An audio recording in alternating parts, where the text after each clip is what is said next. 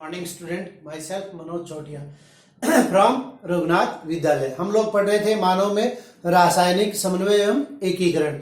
रासायनिक समन्वय के अंतर्गत अपन ने बहुत सी अंतःस्रावी ग्रंथियां पढ़ ली थी। अपनी दो अंतःस्रावी ग्रंथियां शेष रही है। कौन कौन सी, जिनका अध्ययन आज हम करने जा रहे हैं। पहली ग्रंथि है अग्नाशय और उसके पश्चात एड्रिनल या अधिवृक्क ग्रंथि। ये दो ग्रंथियां अपनी रही थी। तो अग्नाशय की चर्चा करते हैं। सबसे पहले आप लोग जानते हैं ग्रंथियों के बारे में अपने पढ़ा था।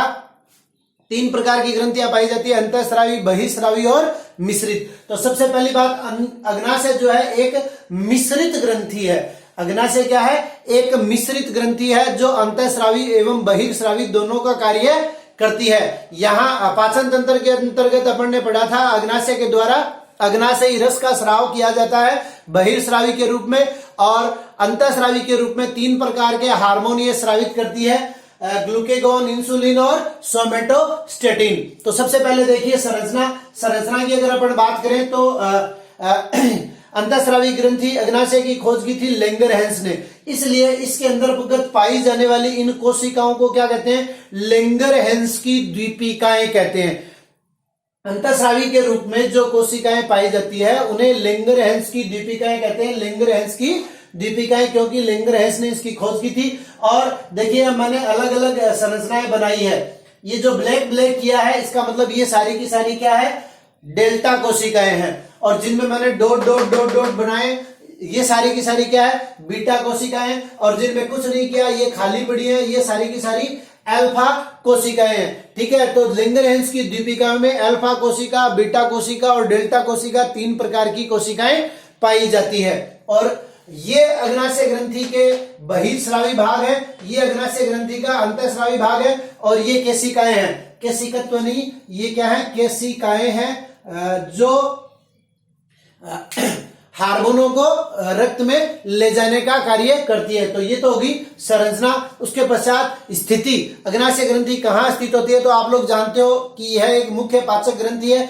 तो जो छोटी आंत्र होती है उसका जो ड्यूडेनम भाग होता है उसके समीप यू आकार की। तो एक प्रश्न ये भी बनता है, ये जो मैंने लिखे हैं ये सारे के सारे एक एक नंबर के प्रश्न है।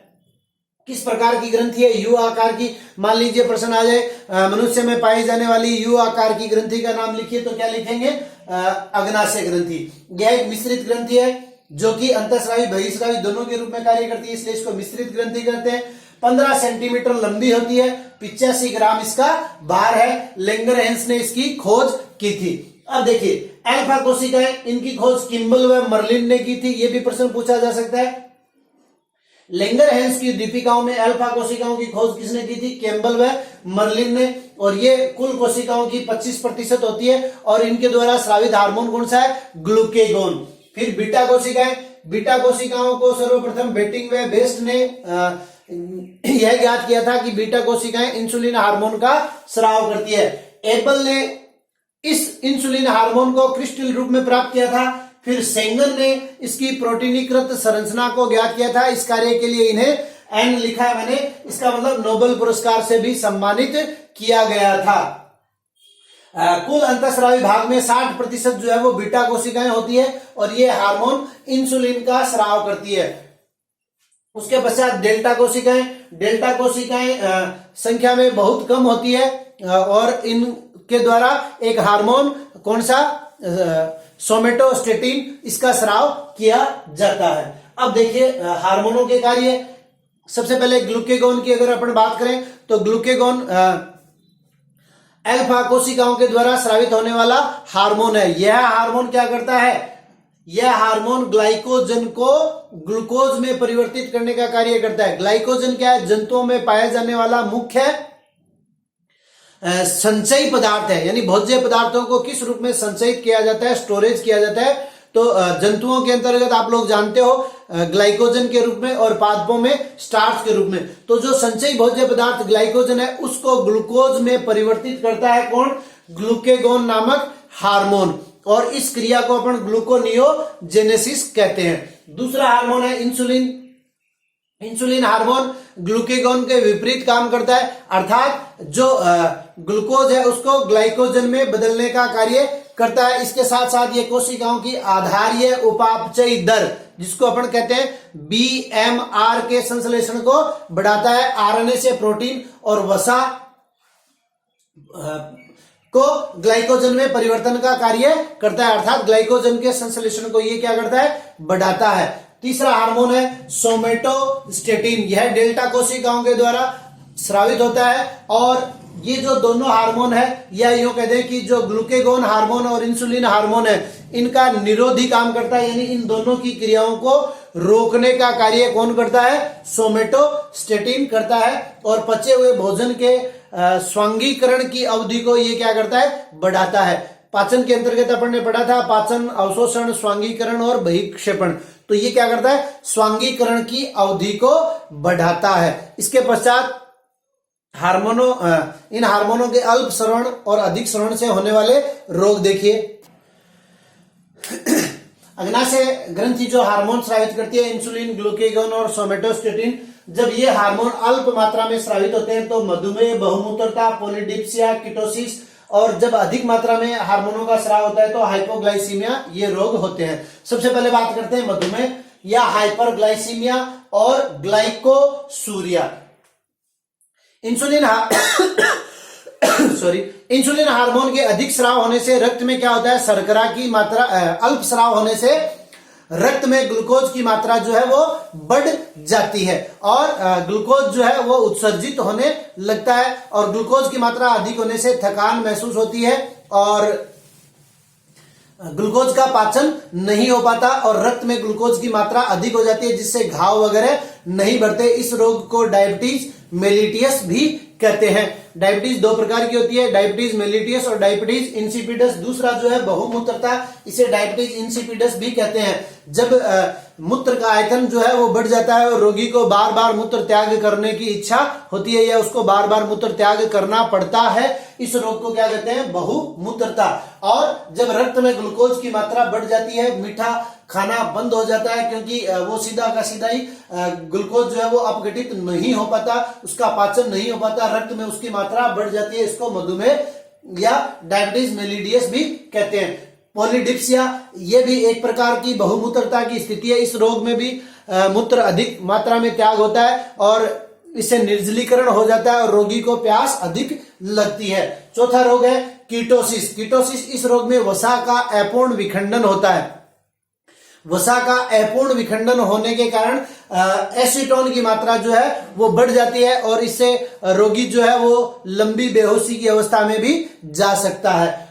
अतिस्राव से एकमात्र रोग है हाइपोग्लाइसीमिया, अर्थात इंसुलिन हार्मोन अधिक स्रावित होगा। अधिक स्रावित होगा तो वो क्या करेगा, वो शर्करा का पाचन कर देगा और शर्करा का पाचन कर देने के कारण रक्त में शर्करा की मात्रा जो है वो कम हो जाती है और रक्त में शर्करा की मात्रा कम हो जाने के कारण व्यक्ति की देखने की क्षमता में कमी होने लगती है और शरीर में ऐंठन भी आ जाती है, जिसको अपन सामान्य भाषा में बाइटा कहते हैं, उसकी मात्रा भी बढ़ जाती है। तो ये अग्नाशय ग्रंथि के द्वारा स्रावित होने वाले हार्मोनों के अल्प स्राव और अतिस्राव से होने वाले रोग है। अगली अपनी ग्रंथि है वो है अधिवृक्क ग्रंथि।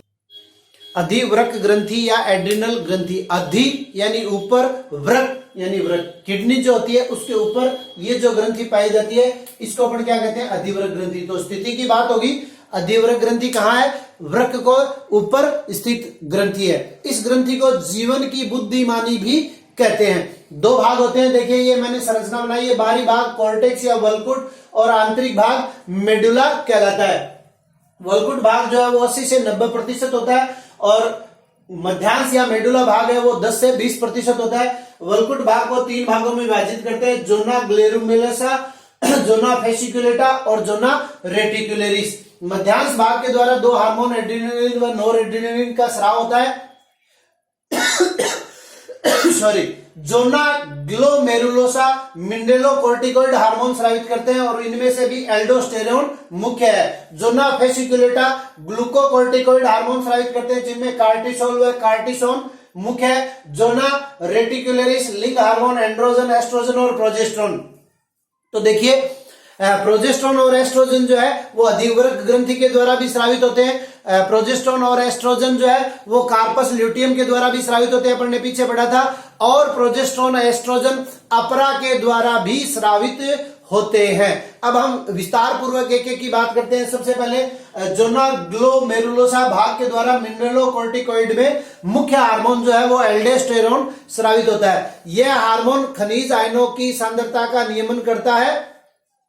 इस हार्मोन के द्वारा वृक्क नलिकाओं में सोडियम और कैल्शियम आयनों के अवशोषण तथा पोटेशियम आयनों के उत्सर्जन में, सोडियम और कैल्शियम का तो क्या करते हैं, अवशोषण। देखिए याद रखना है, सोडियम और कैल्शियम क्लोराइड, सोडियम और क्लोराइड का तो ये क्या करते हैं, अवशोषण करते हैं और पोटेशियम के उत्सर्जन में बढ़ोतरी करते हैं। यह रुधिर में खनिज आयनों की मात्रा को भी नियंत्रित रखता है। दूसरा है अपना जोना फेसिकुलेटा भाग के द्वारा ग्लूकोकोर्टिकोइड्स हार्मोन स्रावित होते हैं। इनमें कार्टिसोल व कार्टिसोन मुख्य हार्मोन है। इन हार्मोनों के द्वारा कार्बोहाइड्रेट, वसा तथा प्रोटीन के उपापचय को नियंत्रित किया जाता है। मुख्य कार्य क्या है कार्टिसोल व कार्टिसोन का, कार्बोहाइड्रेट, वसा तथा प्रोटीन के उपापचय को नियंत्रित किया जाता है। ये रुधिर में ग्लूकोज, वसीय अम्ल तथा एमिनो अम्लों की मात्रा बढ़ाते हैं तथा यकृत में ग्लाइकोजेनेसिस, ग्लूकोनियोजेनेसिस व यूरियोजेनेसिस को प्रेरित करते हैं। ये किसी भी ऊतक में होने वाले संक्रमण व प्रतिरक्षी पदार्थ का निर्माण करते हैं या प्रतिरक्षी पदार्थ के बनने की क्रिया को रोकते हैं। ये प्रतिरक्षी निषेधात्मक होते हैं। क्या होते हैं,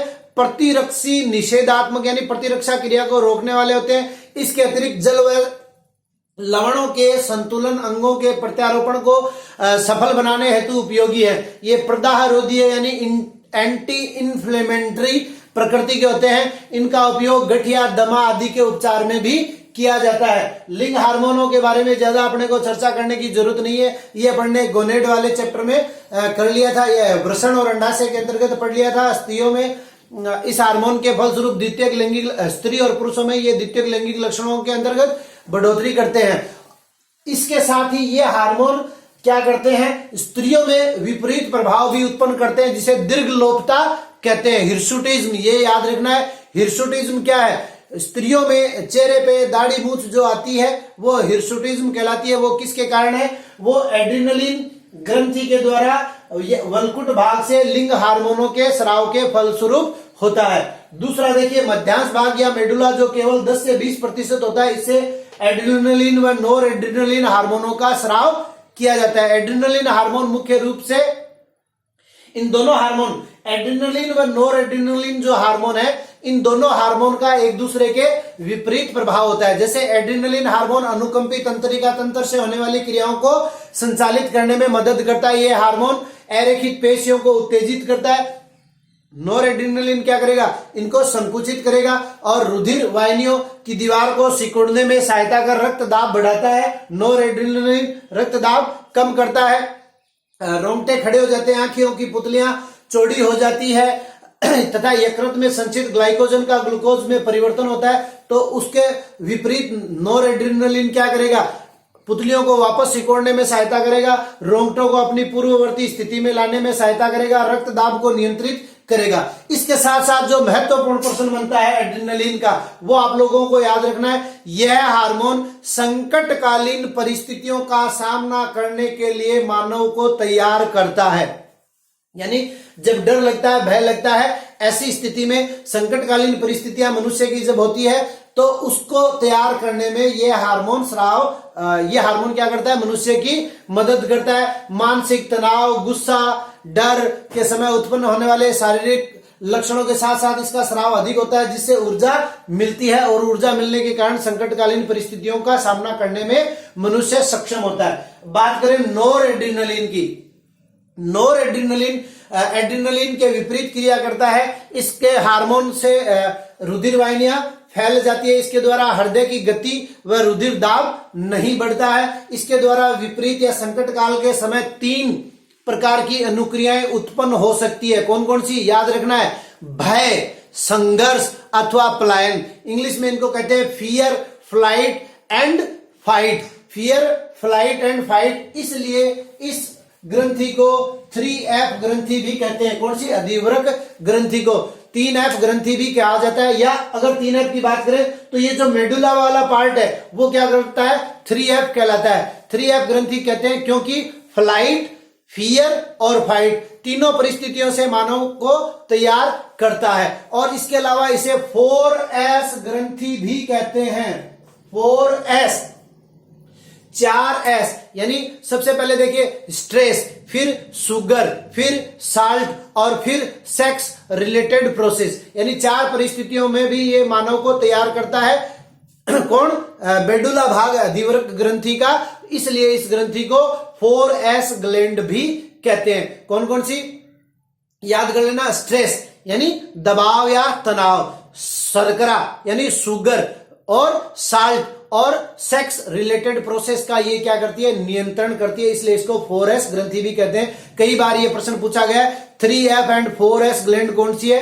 तो अगर पर्टिकुलर अधिवृक्क ग्रंथि और अधिवृक्क ग्रंथि में भी पर्टिकुलर अगर बात करें तो इसका जो मेडुला वाला पार्ट है ये क्या कहलाता है? 4S और 3F ग्लैंड कहलाता है। अब देखिए इसके अति और अल्प स्रावित होने वाले रोग। अधिवृक्क ग्रंथि द्वारा स्रावित होने वाले हार्मोनों में अल्प स्राव से एडिशन का रोग होता है, अति स्राव से कांस का रोग, कुशिंग रोग, हिर्सुटिज्म या एड्रिनल विरिलिज्म, गायनेकोमेस्टिया और एडिमा।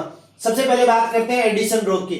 एडिशन रोग कब होता है? जब अल्प स्राव होता है हार्मोन का। एड्रिनल इन कोर्टेक्स के, कोर्टेक्स यानी 2 पार्ट में विभाजित किया था, कोर्टेक्स और मेडुला। तो कोर्टेक्स के अल्प स्राव से सोडियम व जल काफी मात्रा में मूत्र के साथ उत्सर्जित होने लगते हैं, शरीर का निर्जलीकरण हो जाता है और त्वचा का जो रंग है वो कांस्य वर्ण यानी ब्रोंज कलर का हो जाता है, रुधिर दाब अत्यधिक घट जाता है, रोगी की पेशियां और मस्तिष्क कमजोर हो जाते हैं, शरीर का तापमान कम होने लगता है, व्यक्ति में भूख की कमी हो जाती है, मितली व घबराहट होने लगती है और अंत में रोगी की मृत्यु भी हो सकती है। इसलिए इस ग्रंथि के द्वारा यानी कोर्टेक्स ग्रंथ भाग के द्वारा स्रावित होने वाले हार्मोनों को क्या कहते हैं? जीवन रक्षक हार्मोन। ये अपने को याद रखना है। एड्रिनल ग्रंथि द्वारा स्रावित होने वाले हार्मोनों को जीवन रक्षक हार्मोन भी कहते हैं। अब देखिए अतिस्राव, अगर अधिक मात्रा में ये ग्रंथि हार्मोनों का स्राव कर देगी तो कौन से रोग होंगे? सबसे पहला है कौन सा रोग। कौन सा रोग? यह मिनरलोकोर्टिकोइड्स की अधिकता से उत्पन्न होता है। मिनरलोकोर्टिकोइड, इससे सोडियम व पोटेशियम का संतुलन जो है वो गड़बड़ा जाता है, जिससे तंत्रिकाओं में गड़बड़ी हो जाती है और पेशियों में अकड़न आ जाती है। दूसरा रोग है कुशिंग रोग। कुशिंग रोग में भी क्या होता है? जल तथा सोडियम और यकृत में ग्लाइकोजन का जमाव अधिक हो जाता है और इस रोग में प्रोटीन का जो उपापचय है वो बढ़ जाता है और त्वचा एवं हड्डियां अनियमित वृद्धि होने लगती है। हड्डियों की अनियमित वृद्धि होने लगती है। हिर्सुटिज्म, जिसकी चर्चा अपन ने पहले भी कर ली थी, इसको एड्रिनल विरिलिज्म भी कहते हैं। इस हार्मोन के कारण स्त्रियों में पुरुषों के समान लक्षण उत्पन्न हो जाते हैं, अर्थात चेहरे पे दाढ़ी मूछ आ जाती है, शरीर पर घने बाल हो जाते हैं और इस प्रकार की स्त्रियां बांझ हो जाती है। गायनेकोमेस्टिया, गायनेकोमेस्टिया के अंतर्गत उल्टा प्रभाव है। हिर्सुटिज्म के अंतर्गत मादाओं के अंतर्गत नर के जैसे लक्षण उत्पन्न होते हैं और गायनेकोमेस्टिया में नर के अंदर मादाओं के समान लक्षण विकसित हो जाते हैं, जैसे उनके स्तनों का आकार जो है वो बढ़ जाता है और स्त्रियों के अंतर्गत मादा जननांग के समान संरचनाएं बढ़ने लगती है और ऐसी स्त्रियां और पुरुष जो है वो दोनों जो जननांग है वो बंदे प्रकार के हो जाते हैं। और अंतिम रोग है अपना अतिस्राव से, अल्प ग्रंथि के अतिस्राव से, वो है एडिमा। इस रोग में सोडियम के साथ साथ जल की मात्रा बढ़ने से रुधिर दाब जो है वो बढ़ जाता है और शरीर में जगह जगह गांठें हो जाती है, यूं कह सकते हैं कि फूल जाता है। और पोटेशियम की अधिकता से तंत्रिका एवं पेशियों का कार्य जो है वो अवरुद्ध हो जाता है और इसके कारण जो एक महत्वपूर्ण रोग आजकल बहुत अधिक मात्रा में चल रहा है जिसको अपन कहते हैं पैरालिसिस, पैरालिसिस भी हो जाता है। ठीक है, तो ये हो गई अपनी अंतःस्रावी ग्रंथियां और इसी के साथ अपना ये अध्याय पूरा होता है। धन्यवाद।